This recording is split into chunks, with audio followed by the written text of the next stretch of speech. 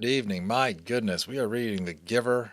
We're back. It is late, but I said, let's do some reading, man, Let's get back to this epic story. Let's go into it. Chapter 8, shall we? The audience was clearly ill at ease. They applauded at the final assignment, but the applause was piecemeal, no longer a crescendo of united enthusiasm. There were murmurs of confusion. Jonas moved his hands together, clapping, but it was an automatic, meaningless gesture that he wasn't even aware of. His mind had shut out all of the earlier emotions, the anticipation, excitement, pride, even the happy kinship with his friends. Now he felt only humiliation and terror. Terror in your society. The chief elder waited until the uneasy applause subsided. Then she spoke again. "I know," she said in her vibrant, gracious voice, "that you are all concerned, that you may feel I've made a mistake." She smiled, the community, relieved from its discomfort very slightly by her benign statement, seemed to breathe more easily. It was very silent. Jonas looked up. "I have caused you anxiety," she said. "I apologize to my community." Her voice flowed over the assembled crowd. "We accept your apology," they all muttered together. "Jonas," she said, looking down at him, "I apologize to you in particular. I caused you anguish."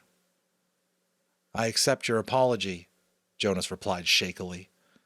"Please, come to the stage now."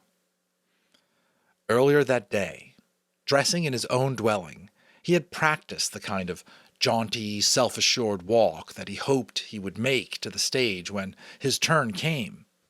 All that was forgotten now. He simply willed himself to stand, to move his feet that felt weighted and clumsy, to go forward up the steps and across the platform until he stood at her side.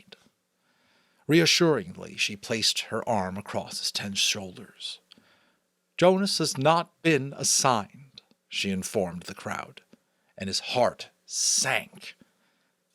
Then she went on.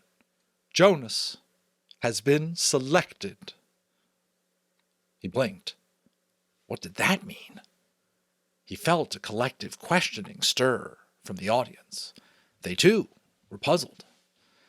In a firm, commanding voice, she announced, "Jonas has been selected to be our next receiver of memory."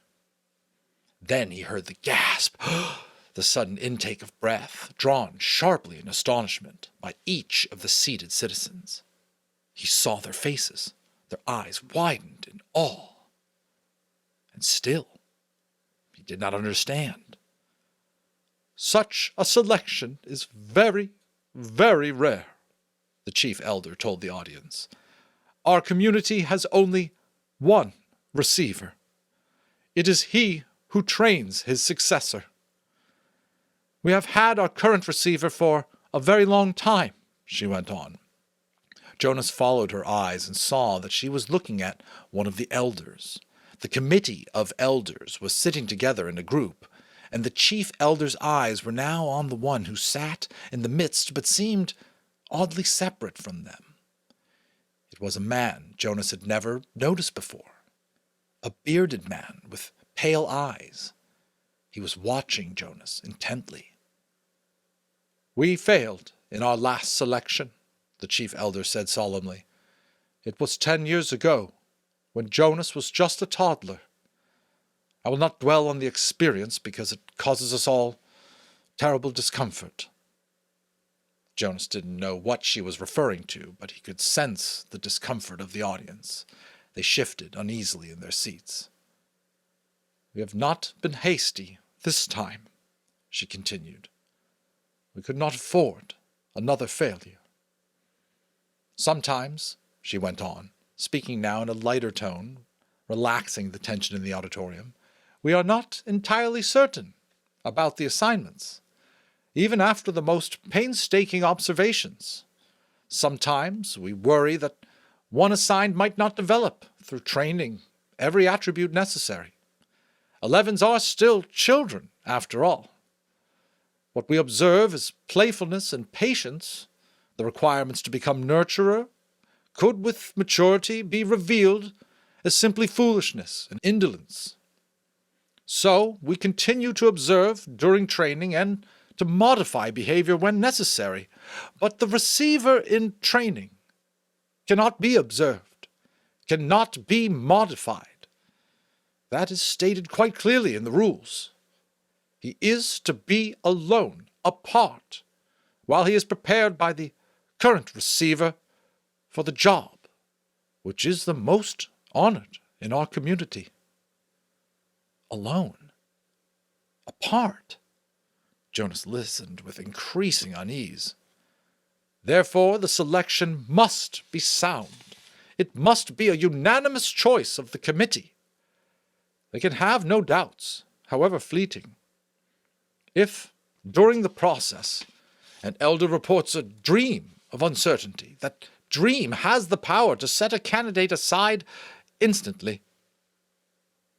Jonas was identified as a possible receiver many years ago. We observed him meticulously. There were no dreams of uncertainty. He has shown all of the qualities that a receiver must have. With her hand still firmly on his shoulder, the chief elder listed the qualities. Can you imagine this? This must be mind-blowing for Jonas. Intelligence, she said. We are all aware that Jonas has been a top student throughout his school days. Integrity, she said next. Jonas has, like all of us, committed minor transgressions. She smiled at him. We expect that. We hoped also that he would present himself promptly for chastisement, and he has always done so. Courage, she went on. Only one of us here today has ever undergone the rigorous training required of a receiver. He, of course, is the most important member of the committee, the current receiver. It was he who reminded us, again and again, of the courage required. Jonas, she said, turning to him, but speaking in a voice that the entire committee could hear, the training required of you involves pain. Physical pain. He felt fear flutter within him. You have never experienced that. Yes, you have scraped your knees in falls from your bicycle. Yes, you crushed your finger in a door last year. Jonas nodded, agreeing as he recalled the incident and its accompanying misery. But you will be faced now, she explained gently, with pain of a magnitude that none of us here can comprehend, because it is beyond our experience. The receiver himself was not able to describe it, only to remind us that you would be faced with it, that you would need immense courage. We cannot prepare you for that. But we feel certain that you are brave, she said to him. He did not feel brave at all. Not now. The fourth essential attribute, the chief elder said, is wisdom.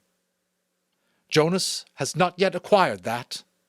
The acquisition of wisdom will come through his training. We are convinced that Jonas has the ability to acquire wisdom. That is what we looked for. Finally, the receiver must have one more quality, and it is one which I can only name but not describe.